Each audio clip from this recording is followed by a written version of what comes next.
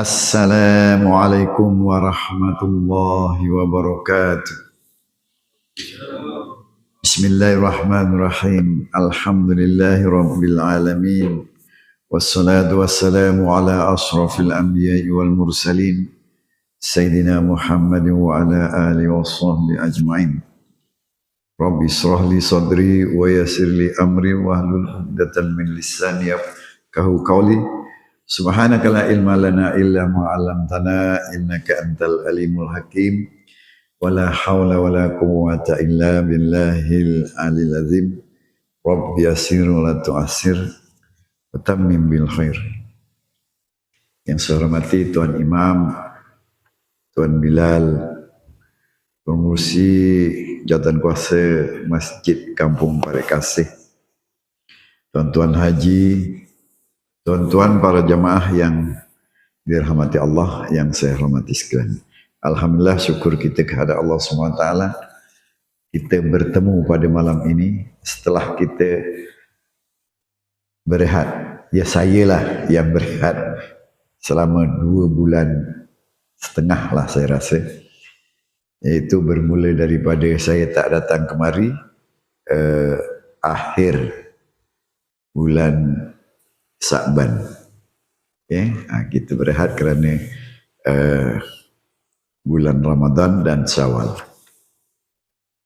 Jadi saya harapkan tuan-tuan masih sehat seperti sedia kala sebagaimana dulu kita berjumpa. Dan begitulah juga saya. Atas doa kita sama-sama masih lagi diberi kesempatan, kesehatan oleh Allah SWT untuk kita sama-sama berkongsi, ingat mengingati untuk kita meneruskan amal ibadah kita kepada Allah Subhanahu wa taala, insyaallah. Tuan-tuan yang dirahmati Allah sekalian, untuk permulaannya pada malam ini sebagai perkongsian kita dan ingatan kita setelah kita menjalani ibadah puasa sebulan dan seterusnya kita berhari raya, maka kita harapkan ibadah-ibadah yang telah kita lakukan itu dalam keredaan dan rahmat Allah SWT, insyaAllah. Ya, mudah-mudahan puasa yang kita jalankan itu mengikut apa yang telah diaturkan, sebagaimana kewajiban yang telah diwajibkan kepada kita oleh Allah SWT, insyaAllah. Tuan-tuan yang dirahmati Allah sekalian, jadi pada malam ini mari kita rungkaikan beberapa perkara untuk ingatan kita yang mana ianya dapat dijadikan sebagai bekalan pada hari kiamat.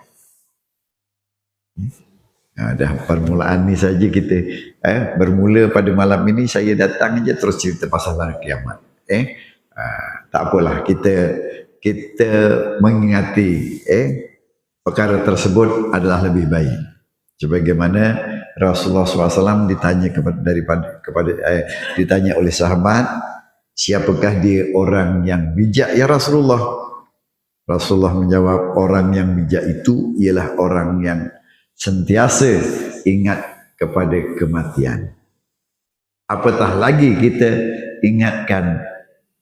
mengingatkan hari kiamat. Kenapa tuan-tuan? Kerana bila kita ingat akan kematian, kita ingat akan hari kiamat, maka kita akan sentiasa merasa takut. Dan pada ketika itulah kita akan melaksanakan perintah-perintah Allah serta menambahkan amal-amal yang baik. Di samping kita meninggalkan segala larangannya, insyaAllah. Jadi kiamat ini ialah suatu hari yang telah diceritakan bahawa pengakhiran kehidupan di dunia Bukan pengakhiran kehidupan, tetapi kehidupan di dunia. Akhir. Karena kiamat itu boleh disebut sebagai hari pembalasan, juga kiamat itu hari kebangkitan, kiamat itu hari akhir kita hidup di dunia. Sebagaimana ianya adalah satu perkara yang wajib kita percaya menurut apa yang telah terkandung di dalam rukun iman, yaitu percaya kepada hari kiamat. Persoalan yang perlu kita tanyakan kepada diri kita sendiri. Apakah kita sudah cukup bersedia untuk menghadapi hari kiamat? Coba kita lihat surah Al-Hasr ayat yang ke-18. A'udzubillahi minasyaitonirrajim. Ya ayyuhalladzina amanu taqullaha wal tanzur nafsum ma qadamat lighadin. Wattaqullaha innallaha khabirum bima ta'malun. Surah Al-Hasr. Wahai orang-orang yang beriman, bertakwalah kamu kepada Allah dan perhatikan ataupun lihatlah diri kamu, apa yang telah engkau sediakan untuk persediaan hari esok. Apa yang engkau kerjakan untuk persediaan hari esok. Maksud persediaan hari esok itu ialah hari kiamat.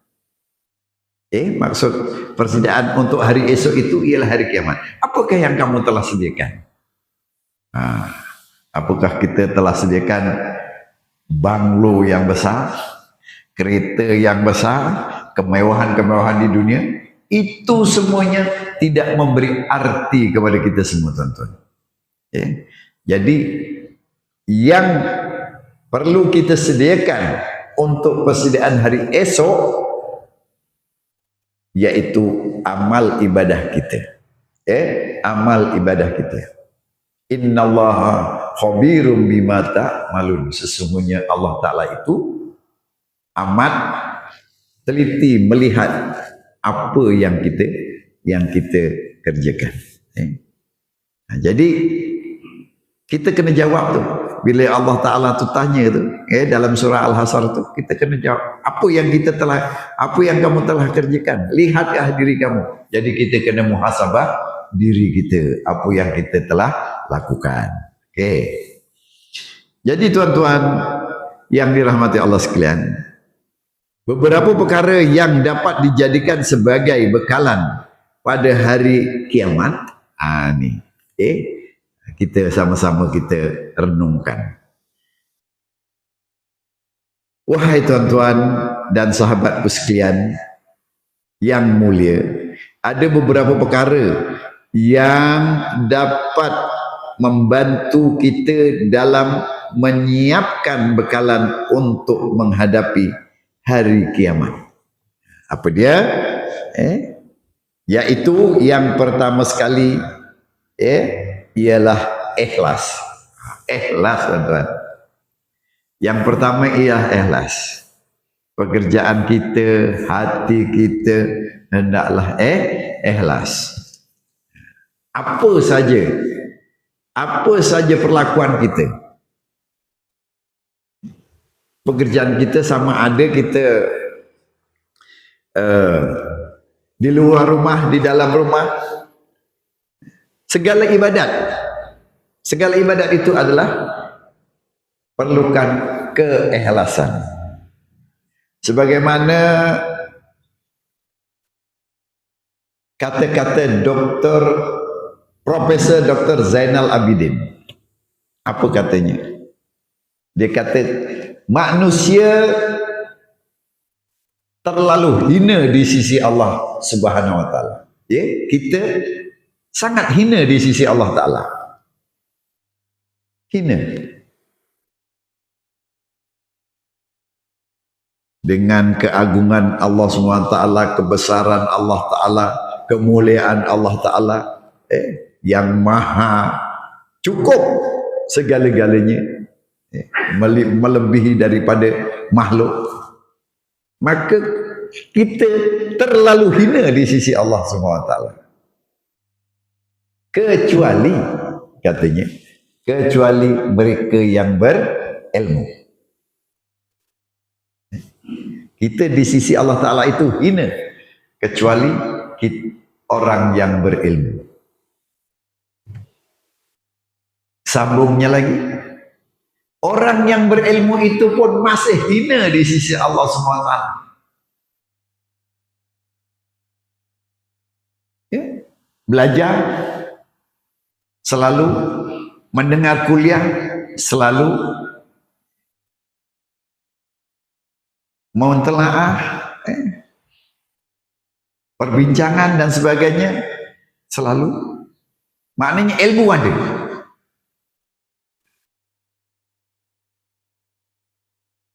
Hina di sisi Allah Ta'ala, kecuali orang yang berilmu. Berilmu pun masih lagi hina. Ini disebutkan, berilmu juga masih hina di sisi Allah SWT, kecuali orang yang mengamalkan ilmunya. Jadi maknanya kita kena amalkan, kita kena lakukan ilmu yang kita dapat, biarpun sikit, tapi kita amalkan.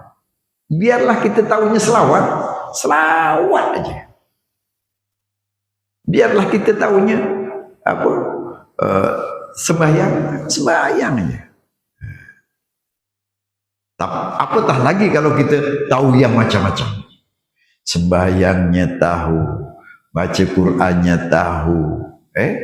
Ini adalah orang yang mulia pada kita. Sebab disebutkan tadi, orang yang hina di sisi Allah Ta'ala ialah orang yang kita kerdil di sisi Allah Ta'ala, kecuali orang yang berilmu. Kita ingat dah, orang berilmu itu mulia. Berilmu pun masih tak mulia lagi rupanya, masih hina lagi, kecuali orang yang mengamalkan ilmunya. Dan kita anggap bahawa orang yang mengamalkan ilmu itu dah mulia lah di sisi Allah Ta'ala. Rupanya tuan-tuan, masih hina lagi, pun hina lagi di sisi Allah Ta'ala, hina lagi, kecuali orang yang ikhlas melakukan amalnya. Orang yang mengamalkan ilmunya dengan ikhlas. Dengan ikhlas. Sebab itulah setiap perkara itu ada di hujungnya lillahi ta'ala, kerana Allah. Kerana Allah. Bukan saja kita sembahyang kerana Allah,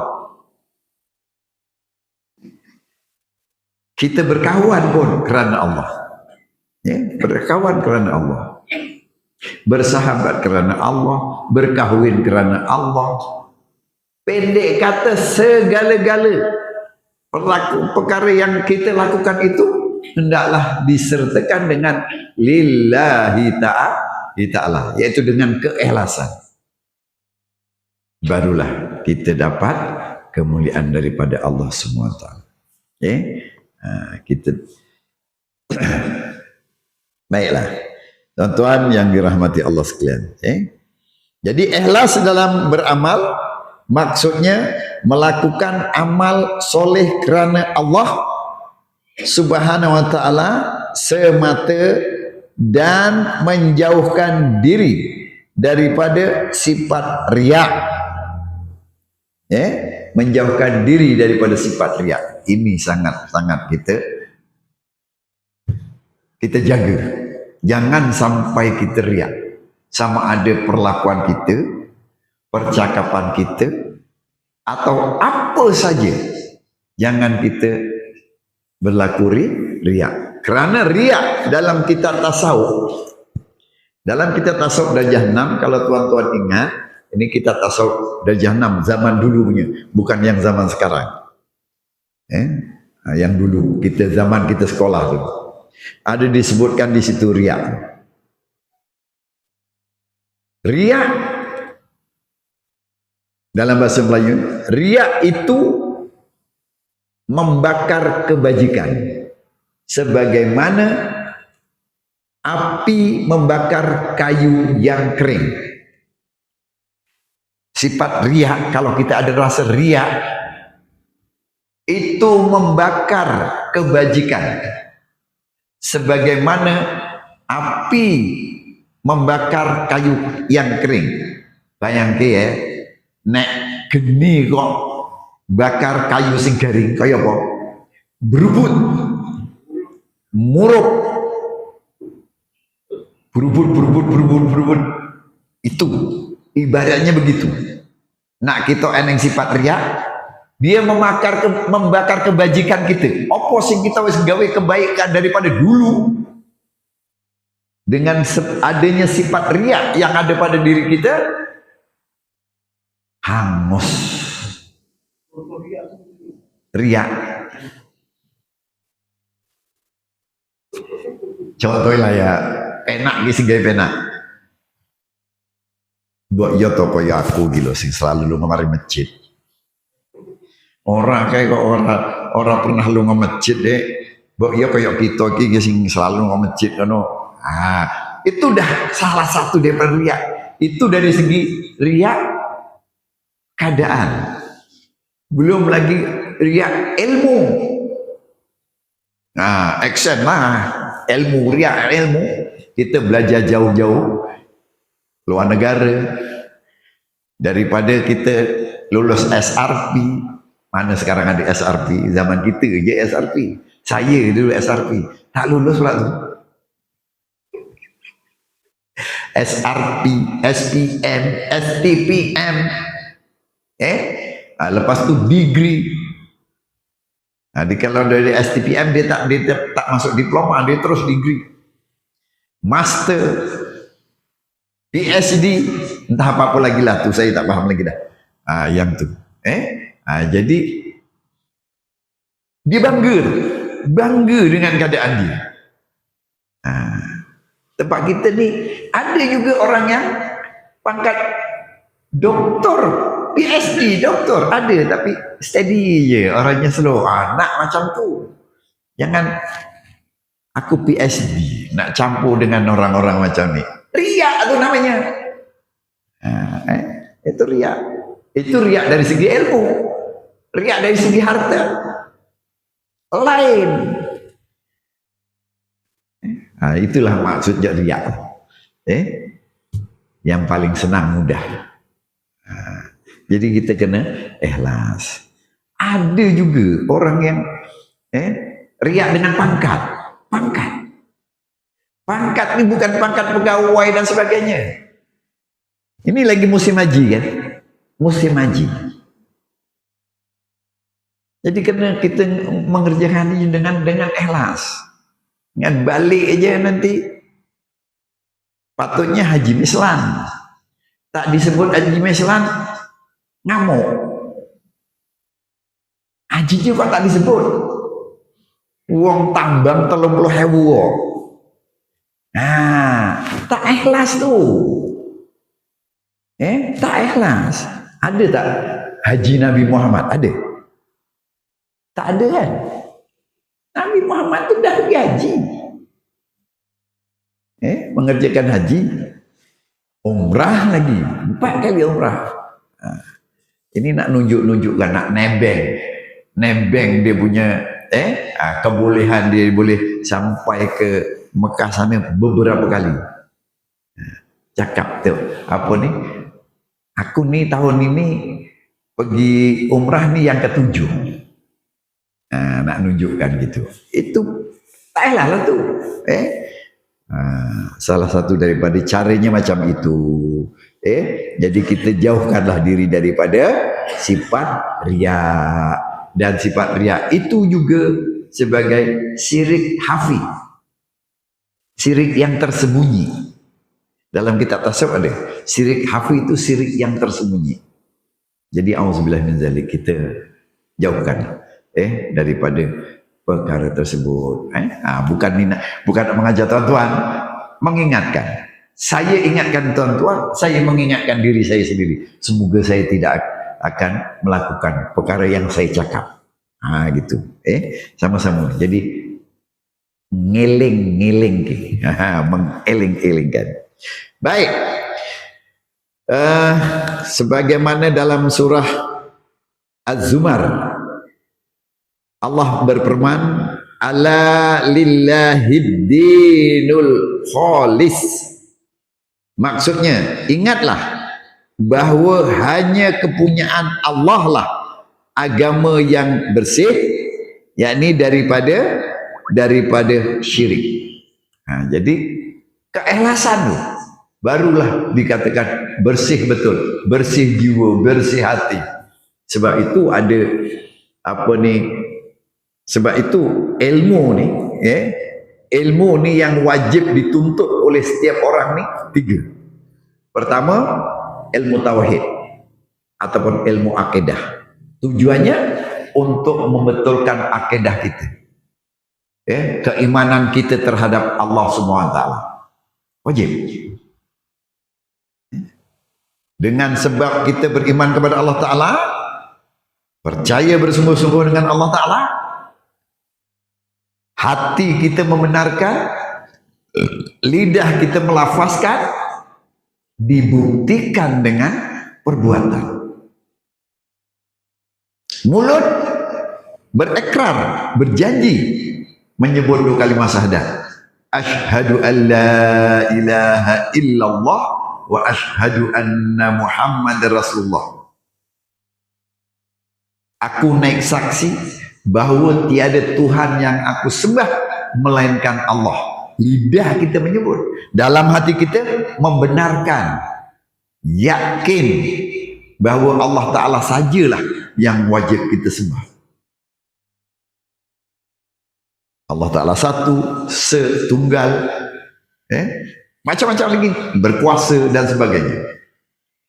Wa asyhadu anna Muhammadar Rasulullah, dan aku naik saksi bahawa Muhammad itu pesuruh Allah. Nabi Muhammad itu pesuruh Allah. Lapas dilafazkan oleh lidah, diyakini oleh hati, dan kita buktikan dengan perbuatan. Apa perbuatannya?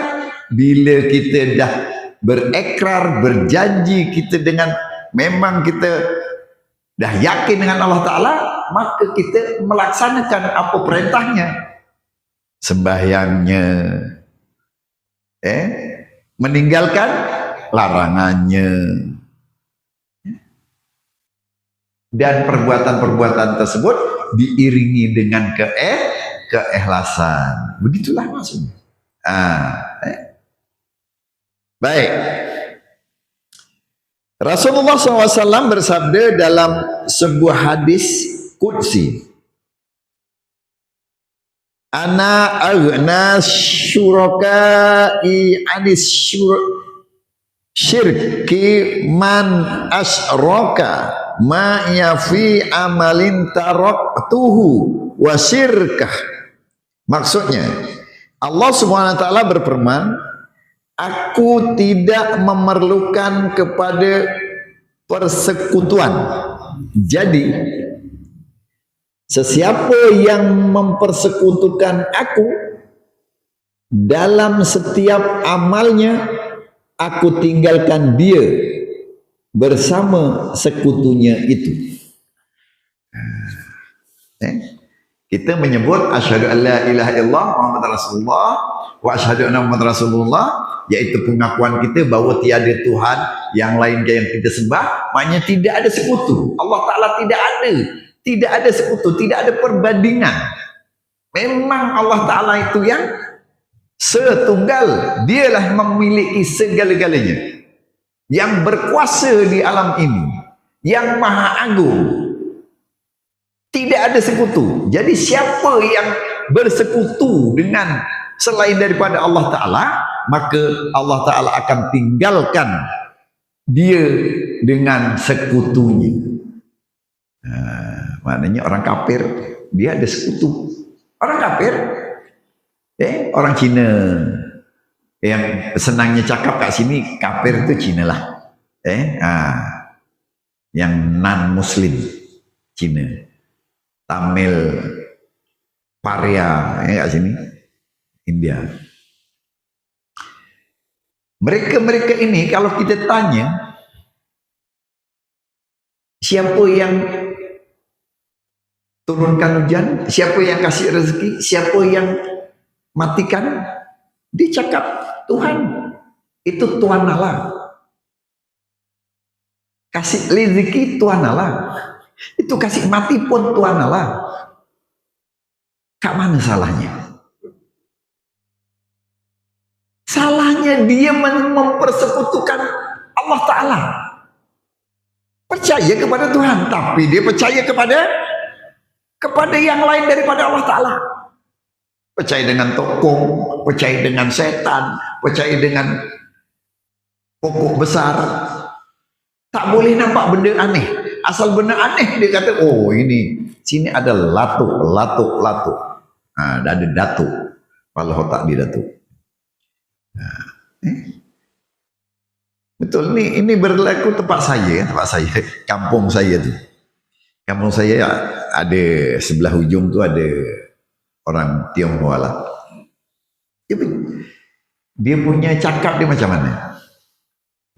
Sebab kita nampak dia punya rumah berhala dia. Rumah berhala di tepi jalan. Mula-mula kita orang pelik tau.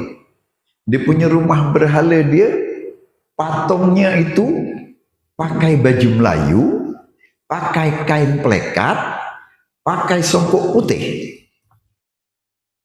Kan pelik kan? Bila kita cita-cita bual-bual, dia kata apa? Ini kampung itu latuk dia Islam. Kampung ni latuknya Islam dia kata. Yang jaga kampung ni Islam. Sebab itu dia punya yang disembah tu patungnya patung Islam. Dengan baju kurung, pakai songkok haji, pakai kain plekat. Tapi dia tu orang kafir kan. Itu pahaman dia lah, biarkan. Baik, kalau kita nak cerita pun dia tak faham. Kecuali kalau betul-betul dari hati ke hati kita boleh terangkan. Contohnya macam puasa. Yang ada Cina, orang-orang bukan Islam ni dia tak percaya kalau kita orang Islam ni berpuasa tak makan satu hari, tak makan, tak percaya. Sebab pada pendapat dia, orang kalau tak makan satu hari boleh mati. Pada pendapat dia lah.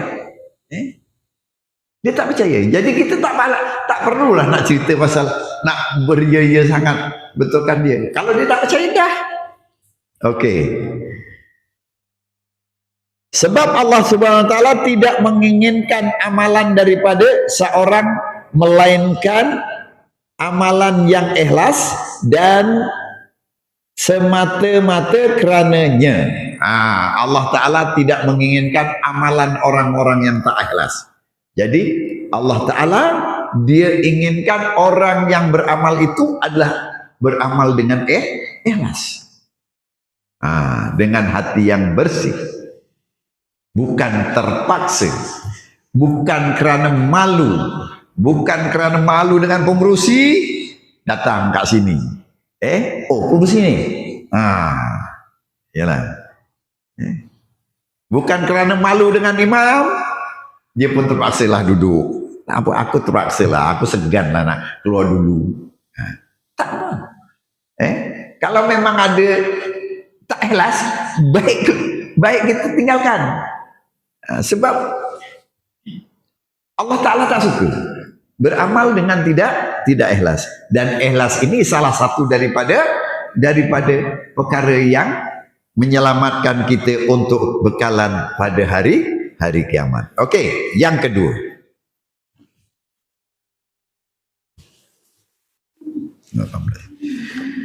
Yang kedua,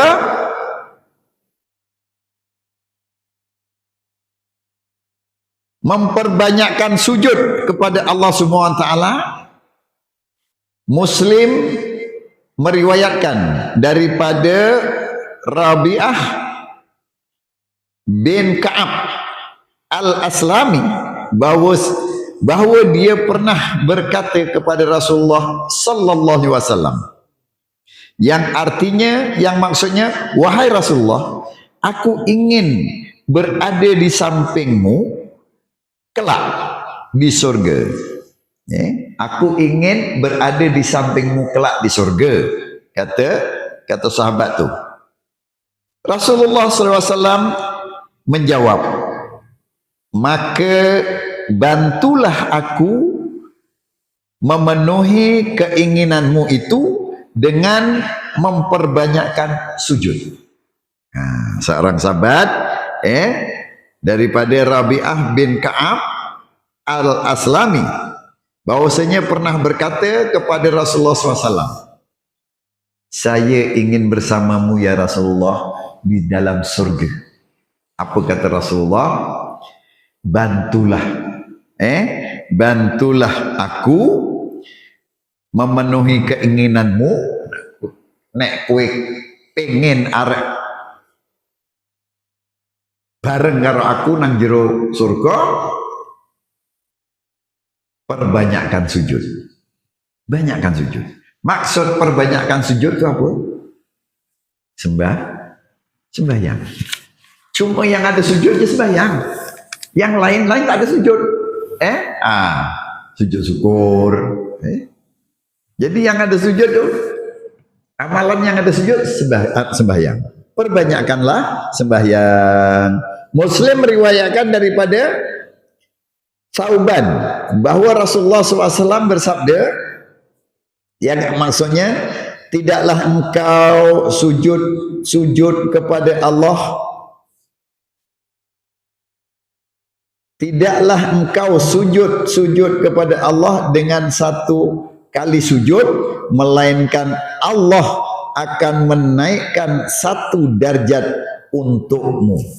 Maknanya nek kok kita sujud kepada Allah sekali sujud, Allah sudah menaikkan darjat kita. Jadi kita pernah keke sujud, dan sujud itu ulama mengatakan yang ketika kita hampir sangat dengan Allah Ta'ala, yaitu ketika sujud. Jadi sujud itulah kita menandakan bahawa kita mengagungkan Allah Subhanahu wa Ta'ala. Sedangkan ketika Nabi Adam dijadikan dulu, ketika Allah Ta'ala tiupkan roh ke jasad Nabi Adam, waktu itu semua makhluk termasuk malaikat sujud. Tetapi bukan sujud kerana menyembah. Sujudnya kerana hormat atas manusia yang dijadikan oleh Allah Subhanahu wa Ta'ala. Kemuliaan kejadian Allah yang dijadikan oleh makhluk yang dijadikan oleh Allah Subhanahu wa Ta'ala. Jadi hormat, tunduk. Kecuali iblis. Waktu itu iblis tak sujud. Itu sebab iblis itu dicap sebagai makhluk yang sombong. Makhluk sombong. Engkar dengan perintah Allah SWT. Bila ditanya, kenapa kamu tidak sujud sedangkan malaikat semua sujud, makhluk yang lain sujud? Kata dia, aku dijadikan daripada api, manusia dijadikan daripada tanah. Mana boleh aku nak hormat kat dia? Itulah punca daripada iblis dihalau daripada surga. Dan iblis itu dicap sebagai orang yang angkuh, sombong, bangga diri. Dan salah satu daripada perkara yang menghalang daripada masuk surga ialah sombong. Nah, jadi kita lagi ojo sombong lah, ojo sombong. Ya sing ramah-ramah. Nah, nek kita lagi duwe harta, yo lebih kurang. Nak kita belajari dur-dur, yo ditolong wong sing dibagi tahu wong sing kurang berilmu itu. Baik.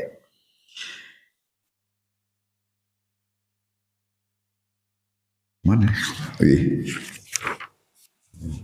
Yang kedua ialah memperbanyakkan sujud kepada Allah Subhanahu wa taala. Jadi perbanyakkanlah sujud. Allah taala mengingatkan kita supaya banyakkan sujud. Yang ketiga, yang pertama ikhlas, yang kedua banyakkan sujud, yang ketiga memperbanyakkan zikir Allah Subhanahu wa taala. Benda sing penak-penak kabeh. Perkara-perkara yang mudah kita nak lakukan. Zikir, sapa sing ndak arti zikir? Sapa sing ndak iso zikir? Dan apa makna zikir? Zikir itu maknanya ingat kepada Allah taala. Zikrullah, ingat kepada Allah taala. Mengingat kepada Allah taala itu dengan perbuatan, dengan perkataan, seperti zikrullah, seperti lafaz-lafaz yang kita sebutkan, seperti tasbih, tahlil, tahmid, istighfar, itu semuanya adalah lafaz-lafaz zikir. Dan zikir itu bukan tertumpu pada itu saja. Bahkan setiap ibadat itu adalah zikir. Makanya bila kita beribadat kepada Allah Ta'ala, waktu itu kita ingat kepada Allah. Waktu kita sembahyang, untuk siapa? Untuk Allah Ta'ala. Kita baca Quran. Kerana apa? Kerana kita membesarkan kalimah Allah.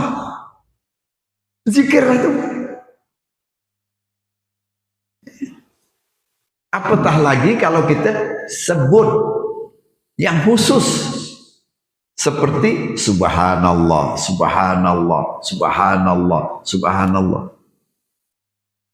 Istighfar, astagfirullah, astagfirullah, astagfirullah. Itu lagi terbaik. Jadi ada gabungan antara sujud tadi, perkara kedua yang disebutkan tadi, Rasulullah SAW menyebutkan supaya kita banyakkan sujud, satu. Lepas tu kita beristighfar, bertasbih dalam sujud, dalam sembahyang itu semuanya ada perkataan. Ada lafaz-lafaz yang tersebut. Ada lafaz tersebut. Ada tasbih, ada tahlil, ada tahmid. Jadi Allah Subhanahu wa taala berfirman, "Faskuruni azkurkum." Yang artinya, yang maksudnya, kerana itu ingatlah kamu kepadaku, nescaya aku ingat pula kepadamu. Ingatlah engkau kepada aku akan ingat kepadamu. Kalau kita tak ingat kepada dia, Allah Ta'ala biarkan aja. Allah Ta'ala tetap ingat. Mana boleh Allah Ta'ala tak ingat? Tapi dia biarkan.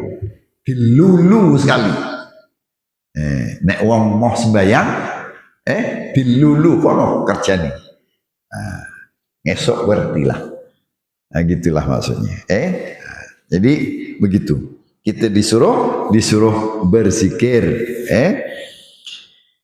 Imam At-Tirmizi meriwayatkan bahawa Abdullah bin Busri berkata kepada Rasulullah SAW, "Wahai Rasulullah, sesungguhnya syariat Islam terlalu banyak." Syariat Islam terlalu banyak, bagiku, maka tunjukkanlah kepadaku sebuah amalan yang mudah untukku sehingga aku dapat sentiasa mengamalkannya. Ini At-Tirmizi meriwayatkan bahwa Abdullah bin Busri berkata kepada Rasulullah, ya Rasulullah, syariat Islam ini banyak. Tunjukkanlah kepada aku satu amalan yang mudah supaya aku mudah mengamalkannya. Apa kata Rasulullah SAW?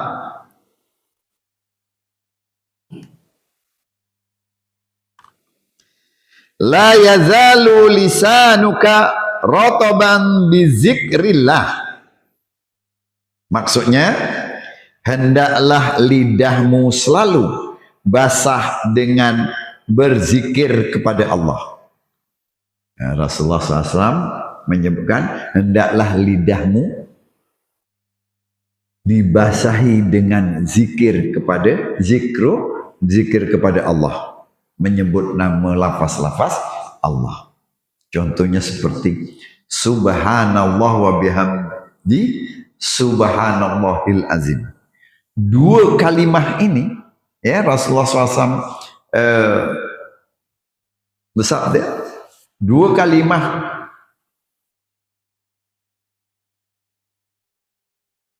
ini subhanallah wa bihamdi subhanallahil azim, ringan di mulut tetapi berat pada timbangan besok di akhirat. Sebutannya ringan aja, subhanallah wa bihamdi subhanallahil azim. Siapa sing ndak iso? Dua kalimahnya ringan di mulut, kita menyebut di lidah tuh ringan, tapi besok di akhirat timbangannya berat. Timbangan amalan kebaikan kita berat. Subhanallah wa bihamdi subhanallahil azim. Subhanallah wa bihamdi subhanallahil azim. Jadi perbanyakkan. Dia kata, Rasulullah SAW bersabda,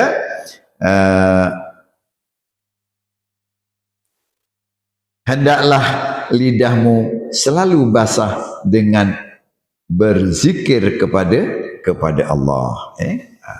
Perbanyakkan berzikir. Kapan-kapan kita ingat, kapan kita kelingan, kambi melakukan kambi jekong apa meneh, jekong terusan kena. Kalau kita sambil melafazkan zikrullah, sambil berjalan, naik motor, naik basikal, naik kereta, sambil bekerja, boleh kita lafazkan. Mudahnya, tak payah perlu modal apa-apa. Tidak perlu modal. Gunakan kita punya lidah itu untuk menyebut kalimah Allah. Baik, itu adalah yang ketiga.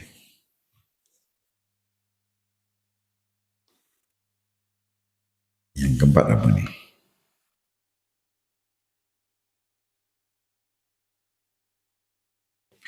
Yang keempat, sentiasa memperbarui taubat sepanjang masa dari hari ke hari. Allah Subhanahu wa taala berfirman, wa tubu ilallahi jami'an ayyuhal mu'minuna la'allakum tuflihun. Maksudnya, dan bertaubatlah kalian kepada Allah, wahai orang-orang yang beriman, supaya kamu beruntung. Allah menyeru kepada kita supaya kita bertaubat. Wahai orang-orang yang beriman, bertaubatlah kamu supaya kamu beruntung. Makanya bila kita taubat, Allah Ta'ala mengampunkan kita punya kesalahan dosa, kita akan beruntung. Kita nak apa lagi dengan Allah Ta'ala? Minta ampun aja lah, kan? Kita minta ampun dengan Allah Ta'ala. Yang penting kita minta ampun. Bila kita dapat keampunan daripada Allah Ta'ala, kita bersih. Bila dah minta ampun, masuklah waktu Isya. Jadi mintalah maaf saya kalau ada terlanjur perkataan kasar bahasa saya ketika saya menyampaikan tazkirah. Mudah-mudahan sedikit tazkirah ini akan menjadi peringatan dan untuk kita menambahkan amal ibadah kita seterusnya dapat menyediakan bekalan untuk hari kiamat. Jadi kita tutup majlis ini dengan tasbih kifarah dan surah Al-As. Subhanakallahumma wa bihamdika asyhadu an la ilaha illa anta astaghfiruka wa atubu ilaik. Bismillahirrahmanirrahim. Wal 'asr innal insana lafi khusr illa alladziina amanu wa 'amilus shalihat wa tawassaw bil haqqi wa tawassaw bis sabr. Wa billahi taufiq wal hidayah. Wassalamu alaikum warahmatullahi wabarakatuh.